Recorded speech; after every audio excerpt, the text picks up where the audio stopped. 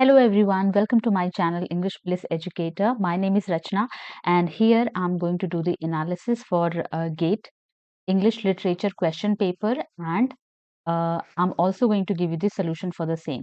Right? तो GATE का जो भी सिलेबस था मैंने उसको डिस्कस किया था आप लोगों के साथ में और what I will do, I will also give you the link in the description box. Alright, now here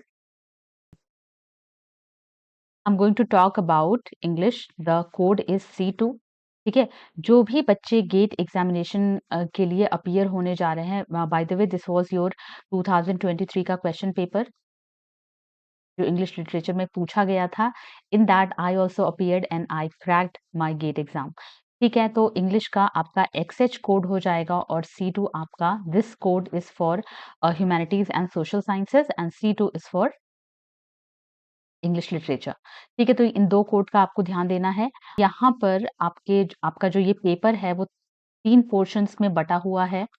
ठीक है, पहला जो है आपका जनरल एप्टीट्यूड का सेक्शन आ जाता है, दूसरा वाला कॉम्प्रिहेंशन रीडिंग कॉम्प्रिहेंशन का सेक्शन है एंड देन थर्ड वाला आपका जो मेन सब्जेक्ट होता है उसका ये पेपर हो जाता है. ठीक है, तो our question from question number 27 से ये स्टार्ट हो रहा है. क्वेश्चन नंबर 44 तक कितने मार्क्स का ये क्वेश्चन है? ऑल को 1 मार्क. ठीक है, तो ये 1 नंबर का क्वेश्चन है. आपको ध्यान देने वाली बात ये है कि इसमें नेगेटिव मार्किंग भी होती है, तो इसका ध्यान रखना है. 1 नंबर के क्वेश्चन के लिए आपको 1/3 की मार्किंग मिलती है और 2 नंबर के क्वेश्चन के लिए आपको 2/3 की मार्किंग मिलती है. तो इस बात का आप ध्यान देंगे. अगर आपने ध्यान दिया इस बात का, then you are going to secure good marks. बच्चे इसी में गलती करते हैं, वो ध्यान नहीं देते हैं कि 2 नंबर का क्वेश्चन है, 1 नंबर का क्वेश्चन है और किस तरीके से क्या स्ट्रैटेजी बनाई जाए so that you can get maximum marks from here. Suppose आपको 1 नंबर का क्वेश्चन है और नहीं आता, in that you can take risk. लेकिन अगर आपको 2 नंबर का क्वेश्चन अगर नहीं आ रहा है तो in that case you can not take the risk. Right, so let's start our question quickly here. Question number 27 से हम स्टार्ट करेंगे एंड इफ यू वांट, अगर आप लोगों को लगता है कि जो जीए का सेक्शन है और कॉम्प्रिहेंशन का जो सेक्शन है उसका भी मुझे सोल्यूशन देना चाहिए आप लोगों को, तो just comment below, I will do the same for you. ठीक है, तो क्वेश्चन नंबर 27 पूछ रहा है आपसे, who published the novel the bell jar under the pseudonym Victoria Lucas. ठीक है, विक्टोरिया लूकास किसका सूडोनिम था? ये आपको पढ़ना है, पढ़ के जाना है. बहुत ज़्यादा राइटर्स नहीं हैं जिन्होंने सूडोनिम के अंडर में लिखा है. ठीक है, बट उनको भी आपको करके जाना है. Dorothy Richardson is not the right answer. Virginia Woolf, no. The correct answer is Sylvia Plath. Sylvia Plath का she was an American poetess बोलेंगे, अमेरिकन थी ये. ठीक है, इन्होंने सूडोनिम रखा अपना विक्टोरिया लुकास. नेक्स्ट क्वेश्चन हम देखेंगे. क्वेश्चन है, in which collection did Walt Whitman's poem song of myself first appear. Walt Whitman American literature से अगेन वेरी इंपॉर्टेंट पर्सनालिटी. ठीक है, इनका जो पोएम है सॉन्ग ऑफ माई सेल्फ, इनके कौन से कलेक्शन में अपीयर होता है? राइट, तो यहाँ पर देखेंगे correct answer is leaves of grass. Question number 29, 1 second. Question number 29 है, who wrote the introduction to Rabindranath Tagore's Gitanjali. ठीक है, ये क्वेश्चन काफी बार पूछा गया आप लोगों से. इंट्रोडक्शन फॉर रविंद्रनाथ टैगोर की गीतांजलि के लिए लिखा है बाई WB ईट्स. इन्होंने ही इसका इंट्रोडक्शन लिखा था. और क्वेश्चन नंबर 30 देखेंगे अब. What it is asking, identify the title of the poem in which the following lines appear. He was found by the Bureau of Statistics to be one against whom there was no official complaint, and all the reports on his conduct agree that, in the modern sense of an old fashioned word, he was a saint, for in everything he did he served the greater community. Okay, so ये जो poem की lines है, these are taken from the Unknown Citizen and it was written by W.H. Auden. ठीक है, तो इसमें आपको ध्यान देना है कि जो राइटर्स आपसे पूछे जा रहे हैं उनको तो आपको करके जाना ही है. हालांकि syllabus is already there, you can refer your syllabus and prepare for this examination. मोटा मोटा अगर हम देखते हैं तो ये नेट के सिलेबस से काफी मैच करता हुआ है. ठीक है, दूसरी चीज़ ये है कि जो राइटर्स आपसे पूछे जा रहे हैं, उनको आप अच्छे से डिटेल में करिए बिकॉज़ यहाँ पर आपने देखा कि आपको पोएम की लाइन्स दे दी गई हैं और आपको इससे जो है पोएम को गेस करने या फिर पोएम को टिक करने बोला जा रहा है, ठीक है? तो इट मीन्स कि ये डिटेल्स में आपसे पूछ रहा है, राइट? अदर जो और जो एनालिसिस हो जाती है, इसमें हम देखेंगे कि बेसिकली डब्ल्यूएच ऑर्डेन जो हैं, वो कौन से एरा से या फिर कौन से पीरियड से बिलॉन्ग करते हैं, ये भी आपको देखना है। दूसरी चीज़ें ये हैं कि जो अदर ऑप्शंस में है, why they are not the answers of this particular question, तो वो भी अगर हम एक बार कर लेते हैं, तो वो आपके लिए चीज़ें ईज़ी हो जाएँगी। क्योंकि कभी-कभी क्या होता है कि घुमा-फिरा कर ये आपसे क्वेश्चन पूछ लेता है। नाउ थर्ड थिंग इज़ कि जो ये पेपर है, ये बहुत ज़्यादा बार कंडक्ट नहीं हुआ है। This is going to be I think third, fourth time, ठीक है? तो ऑल द बेस्ट एवरीवन। अब अगला क्वेश्चन देखेंगे हम। अगला क्वेश्चन है question number 31। Identify the point of view you identify the point of view used in the following passage. किस तरीके का पॉइंट ऑफ व्यू यूज हुआ है इस पैसेज के अंदर। You are not the kind of guy who would be at the place like this at this time of the morning, but here you are and you cannot say that the terrain is entirely unfamiliar though the details are fuzzy। ठीक है, तो ये जो है यहाँ पर सबसे पहले क्या लगा दिया गया है, यू। इट मीन्स जो प्रोनाउन होता है दैट इज, वो भी तीन जो, जस्ट सेकेंड, प्रोनाउन की भी जो अगर हम पर्सन के बारे में बात करते हैं तो वो भी 3 पार्ट्स में डिवाइडेड है।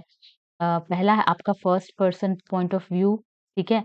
तो basically I am just connecting pronoun to ये पॉइंट ऑफ व्यू से, ठीक है? तो सेकंड पॉइंट ऑफ व्यू में अगर हम देखेंगे तो इसमें basically you and here is I and then third person में आ जाता है he, she, they etcetera, etcetera.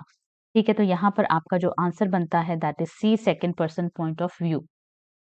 अगला क्वेश्चन है question number 32। Which of the following is a novel by Charles Dickens. तो चार्ल्स डिकेंस ने कौन सा नॉवेल इसमें से लिखा है? The old curiosity shop, the old wife's tale, the old bachelor, 100 years of solitude. Correct answer इसका है A, the old curiosity shop is written by Charles Dickens. बहुत ये भी इनका अच्छा वर्क है और इसको आपको करना है बिकॉज चार्ल्स डिकेंस भी क्या है, सारे ही एग्जाम्स के जो सिलेबस हैं उनमें ये एक इम्पॉर्टेंट रोल प्ले करते हैं, राइट? अगला हम देखेंगे नेक्स्ट क्वेश्चन। नेक्स्ट है क्वेश्चन नंबर 33 और इसमें आपसे क्वेश्चन पूछा जा रहा है कि which linguistic process can be seen in the formation of the following words. ये जो भी वर्ड्स लिखे हुए हैं इसमें जो है किस तरीके का फॉर्मेशन इस्तेमाल किया जा रहा है। बेसिकली ये वर्ड फॉर्मेशन का क्वेश्चन है आपका।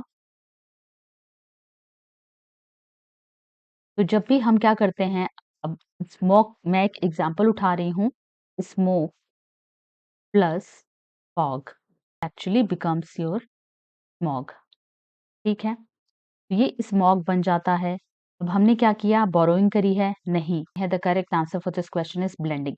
हमने क्या किया है, दोनों वर्ड्स को ब्लेंड करके हमने एक सिंगल चीज बना दी है।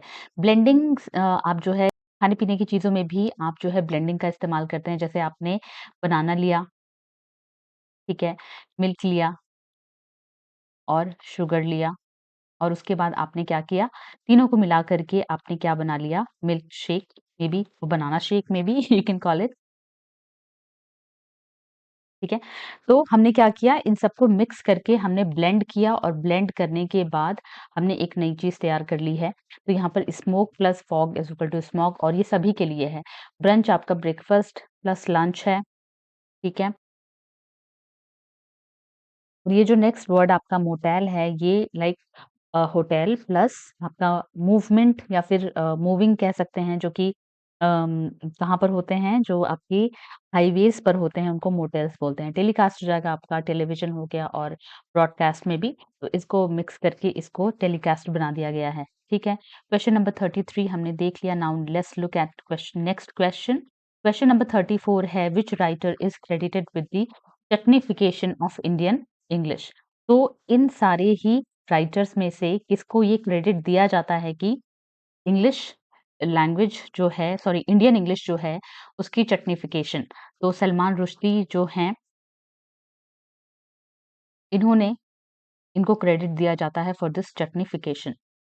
Now next question here, whom would you associate the term simulacra with? ठीक है, सिमुलैक्रा, सिमुलेशन, ये भी आपसे काफी एग्जाम में पूछे जाते हैं। क्वेश्चन नंबर 35 जो है, इसका करेक्ट आंसर इज जीन बॉड्रिलार्ड। ठीक है, द नाउ सेकंड थिंग की सिमुलैक्रा होता क्या है?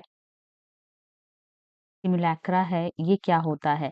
एक्चुअली हम इसको क्या करते हैं, this is in the form of image या फिर सिंबल के फॉर्म में किसी और चीज का रिप्रेजेंटेशन, उसी को हम सिमुलैक्रा बोलते हैं। ठीक है, तो symbol of what? Symbol of culture या फिर सिंबल ऑफ मीडिया। तो हम इसको और क्या कह सकते हैं कि something that replaces the reality, something that replaces reality, उसी को हम क्या बोल देते हैं? सिमुलैक्रा बोल देते हैं। और इसको, ये जो टर्म था, इसके साथ Jean Baudrillard is associated. Now will look at next question. Question number 36 है, in Plato's idea of the republic there is no place for the, अच्छा, when I was with an academy, so I taught this Republic work of Plato in a very detailed manner, right? तो यहाँ पर जो correct answer आ जाता है that is poet, right? तो poet is the right answer. Next हम देखेंगे क्वेश्चन नंबर 37। 37 है, what was Aristotle's definition of hubris? तो एरिस्टोटल ने ह्यूब्रिस की डेफिनेशन क्या दी थी? Tragic flaw in character, no. Inability to imagine the future and humble aesthetic quality, no. False sense of pride which eventually causes the character's downfall, right? अगला देखेंगे हम। Next question is, Stephen Dedalus is a recurring character in the works of which writer? James Joyce, H.G. Wells, P.G. Wodehouse, D.H. Lawrence. Correct answer is James Joyce. Alright, और इनके दो works में पहला जो इनके वर्क का नाम है that is a portray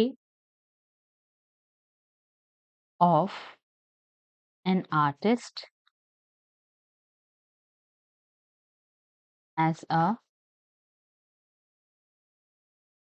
young man, और जो सेकंड वाला है वो है यूलिसिस। ठीक है, दोनों ही वर्क्स जो हैं इम्पोर्टेंट हैं and both are written by James Joyce, और दोनों के अंदर ही आपको स्टीफन डेडलस नाम का जो कैरेक्टर है वो देखने मिलता है, राइट? नेक्स्ट क्वेश्चन है क्वेश्चन नंबर 39। 39 है, which of the following novels opens with the sentence, it is a truth universally acknowledged that a single man in possession of a good fortune must be in want of a wife? ये काफी famous line है from pride and prejudice, written by Jane Austen, जो कि बोला जाता है किसके द्वारा? बाय एलिजाबेथ बेनेट, जो कि कौन है? Protagonist of the play. I already give you correct answer for this question, right? Question number 40 है, which of the following novels by Chinua Achebe derives its title from W.B. Yeats' poem The Second Coming?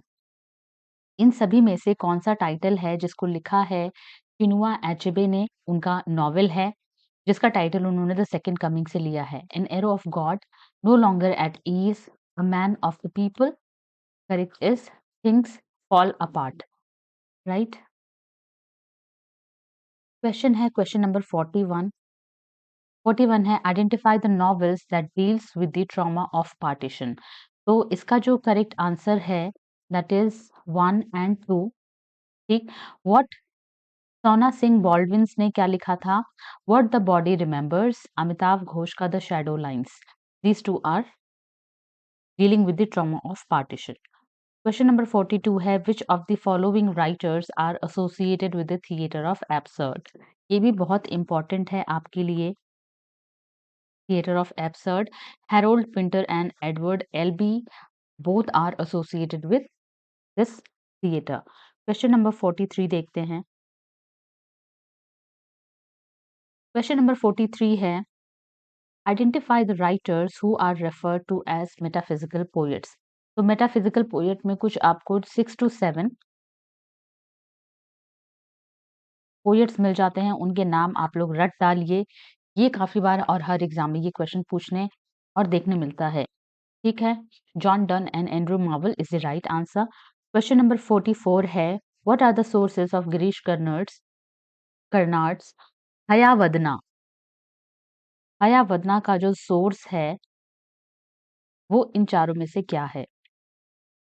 Thomas man का the transport that is actually transposed heads है, तो ये right answer है आपका।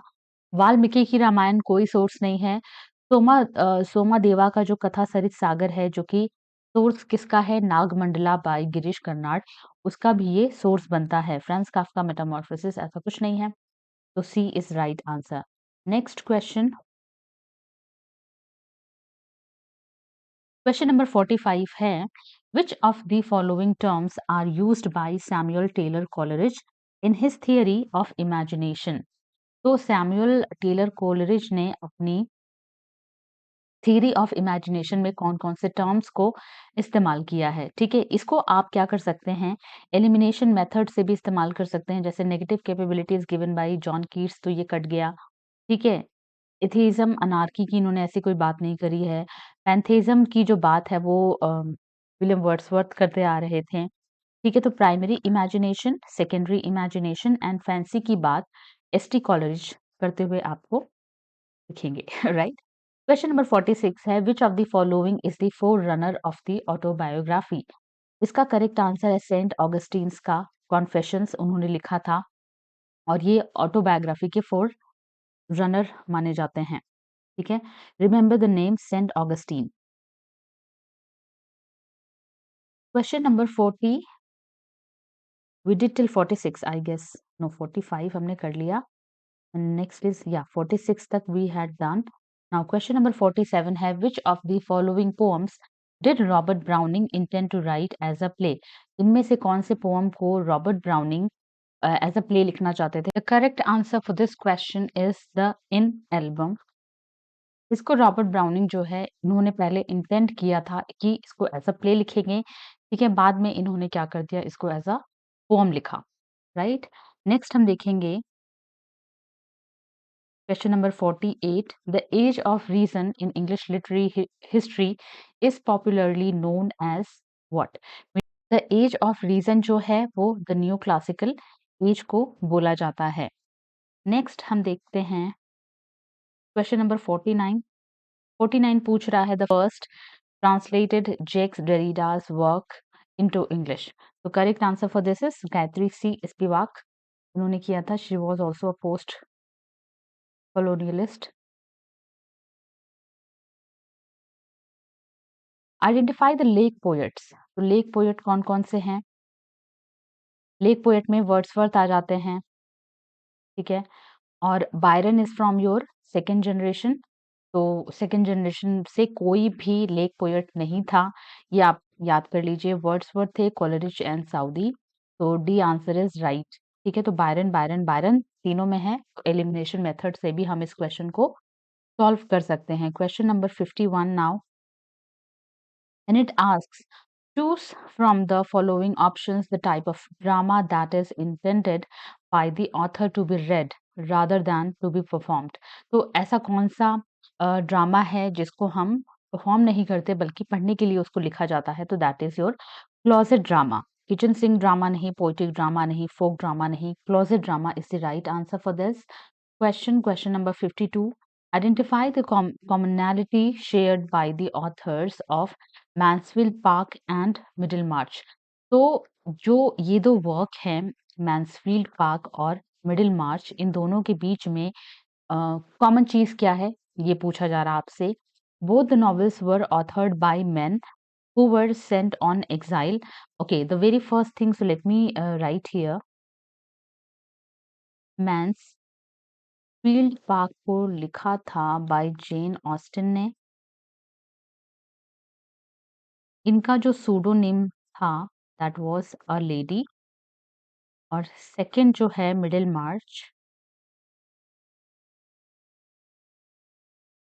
मार्च was written by George Eliot. और इनका sorry उल्टा हो गया, ठीक है? तो जस्ट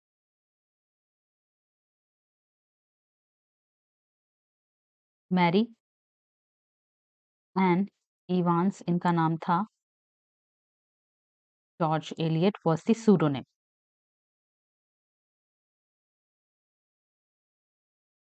ठीक है, तो लेट्स लुक एट, तो ये जो दोनों ही नॉवेल्स हैं ये ऑथर्ड बाय मेन हैं, तो ये this is incorrect. Both the novels were authored bye political prisoners, again incorrect.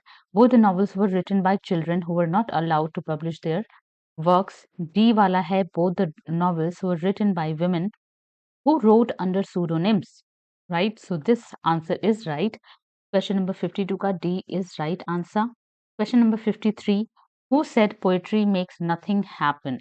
किसने बोला है कि पोएट्री से कुछ नहीं होता है? That is W.H. Auden is right answer. Question number 54, which literary device does the following line employ? तो यहाँ पर आपको 2 सेंटेंसेस दिए हुए हैं, बीच में कंजंक्शन एंड लगा करके। टिमरस फो का मतलब हो जाता है एनिमी।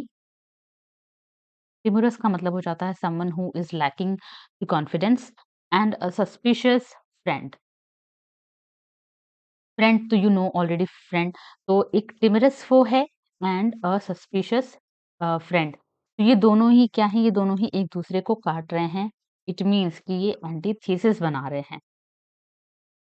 अगर हम बाकी अगर हम बाकी 4 ऑप्शंस को भी चेक करें तो भी ये मैच नहीं कर रहा है, क्योंकि जो ऑक्सीमोरॉन होता है ये बिल्कुल ही 2 एडजेक्टिव्स को लेकर के बनता है। जैसे मैं बोलूँ विटी फूल, तो witty fool is your oxymoron. Alright, question number 55। Question number 55 में you have to match the following, और इसमें कुछ आपको एक्सर्प्ट्स दिए गए हैं, और कौन से राइटर ने इस एक्सर्प्ट को अपने वर्क के अंदर लिखा है, उससे हमें इसको मैच कराना होता है। तो now let's solve this question. P है, पी बोल रहा है, he rose from the table and advancing to the master basin and spoon in hand said somewhat alarmed at his own temerity, please sir, I want some more. So this was from Oliver Twist, and that was written by Charles Dickens. Second है आपका Q, studies for delight, for ornament and for ability, and that was from Off Studies and written by Francis Bacon. The trust thyself, every heart vibrates of that iron string, and this was actually a quote, something self reliance से ये work from Ralph Waldo Emerson. Fourth है, it was a bright cold day in April and clocks were striking 13. 1984 novel, this was by George Orwell, very famous novel. George Orwell का Animal Farm 1984, these are important. ठीक है, तो इनको आपको करके जाना है। क्वेश्चन नंबर 55 का हम देखेंगे, पी का 3 मैच कराने की कोशिश करेंगे, तो हमारे पास 2 आ गए, पी के 3 और आर इज 1। ठीक है, again R is 1 we have, and then S is second. आपका ए वाला जो आंसर है वो करेक्ट हो जाता है। नेक्स्ट हम देखेंगे क्वेश्चन क्वेश्चन नंबर 56 है, the 1667 edition of Paradise Lost had 10 books. How many more were added to the 1674 edition? तो जो Paradise Lost है जॉन मिल्टन की, that was Paradise Lost, that was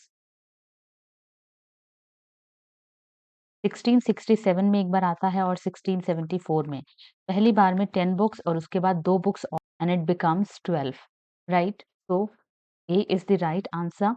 तो पूछा जा रहा है कितनी और बुक्स को ऐड किया गया था 1674 के एडिशन में।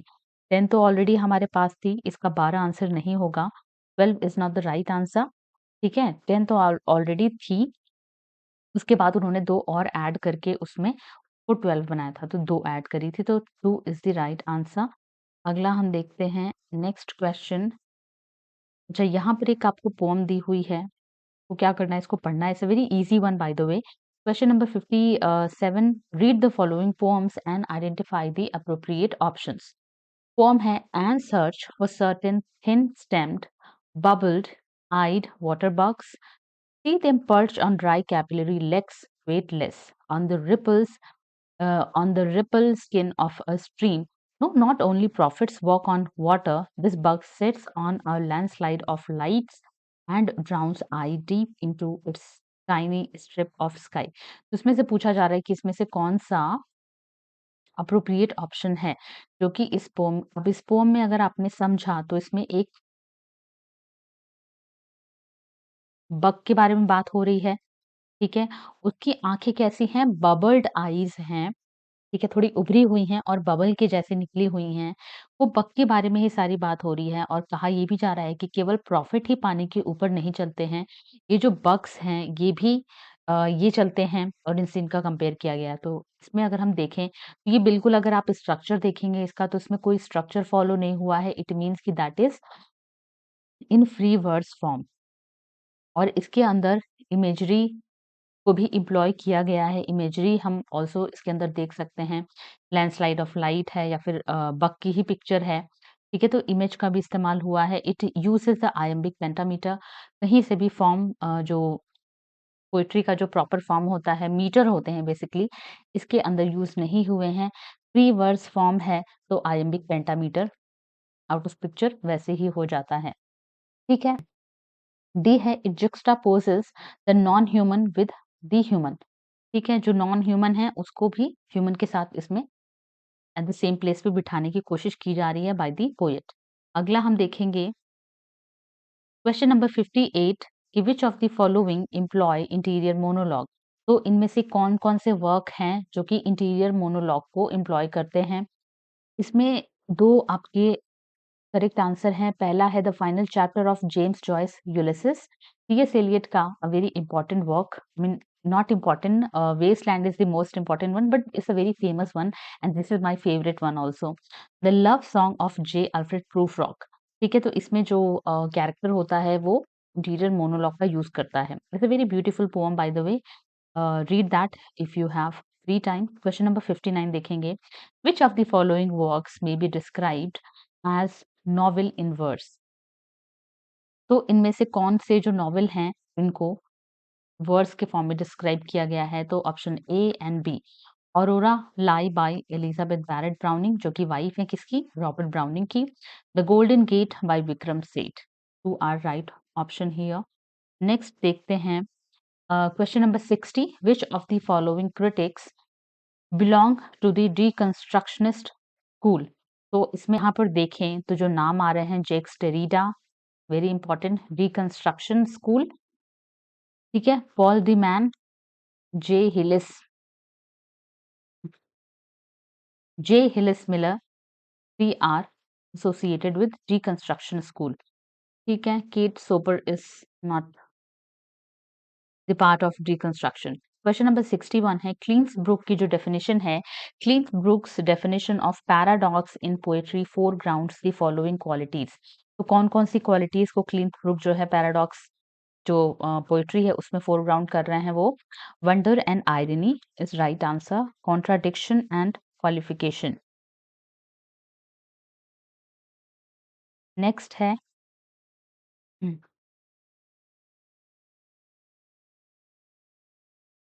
क्वेश्चन नंबर 62 है, to examples of magic realist fiction include. तो पहला वाला तो बिल्कुल आँख बंद करके ही लगा दीजिए क्योंकि this was written by Salman Rushdie. Midnight children बहुत इंपॉर्टेंट वर्क है उनका। The tin drum, 2 are example of magic realist, ठीक है? तो मैजिक रियलिज्म जो है ये भी आपको करके जाना है, इंपॉर्टेंट है, ये भी पूछा जाता है।